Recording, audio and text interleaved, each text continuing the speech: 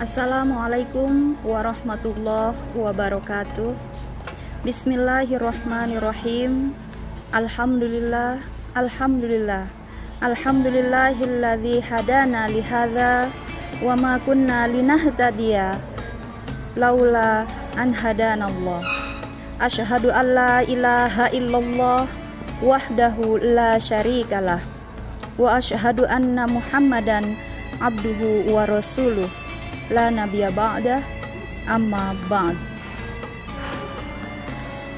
Pertama-tama, marilah kita panjatkan puja dan puji syukur kita kehadiran Allah Azza wa Jalla, yang mana kita telah diberikan beribu kenikmatan olehnya, baik itu kenikmatan sehat, kenikmatan iman, kenikmatan Islam, sehingga kita bisa menjalankan semua apa yang menjadi tugas dan kewajiban kita pada sampai hari ini. Salawat ma'assalam semoga tetap tercurah limpahkan keharibaan baginda Rasulullah Sallallahu Alaihi Wasallam, yang mana berkat perjuangannya lah kita bisa berada di dalam alam yang terang benderang, yakni ad-dinul Islam. Ma'asyiral muslimin rahimakumullah. Kita sebagai manusia memiliki keniscayaan untuk melakukan kesalahan dan juga lupa atas sesuatu. Ini tertera di dalam hadis Rasulullah Sallallahu Alaihi Wasallam yang menyatakan innal insan mahalul khata' wan nisyan, bahwa manusia itu tidak pernah luput dari salah dan juga lupa. Ma'asyiral muslimin rahimakumullah. Kita sebagai manusia yang tidak pernah luput dari salah dan dosa, tentunya saat ini kita sedang menjalani sebuah perjalanan di mana tujuan akhir dari perjalanan kita itu adalah akhirat nanti. Kita sebagai manusia yang tidak luput dari salah dan juga lupa, tentu tidak menutup kemungkinan saat kita melakukan perjalanan ini kita juga tersesat.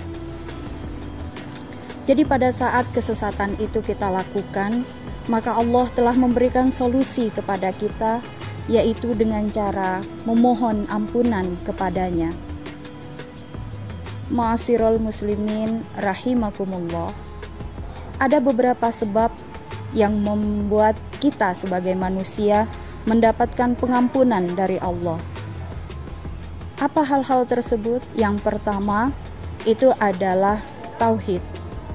Jadi saat kita sudah mengakui bahwa Allah itu Esa, bahwa Allah itu satu, maka tentu harapan untuk mendapatkan ampunan dari Allah itu sudah ada di kantong kita masing-masing.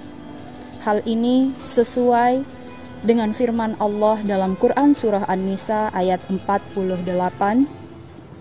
A'udzu billahi minasy syaithanir rajim.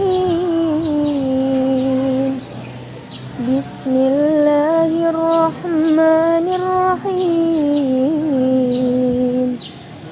Innallaha la yaghfiru an yushraka bihi wa yaghfiru ma duna dzalika liman yasha'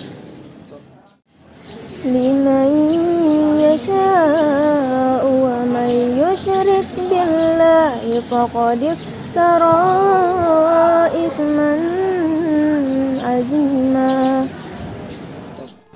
Jadi dalam ayat tersebut dijelaskan bahwa semua dosa akan diampuni oleh Allah kecuali satu dosa, yaitu dosa syirik kepadanya. Kemudian penyebab ampunan yang kedua adalah kita memohon dengan penuh pengharapan kepadanya. Hal ini sesuai dengan apa yang tertera dalam Quran surah Al-Mu'min ayat 60. A'udzu billahi minasy syaithanir rajim.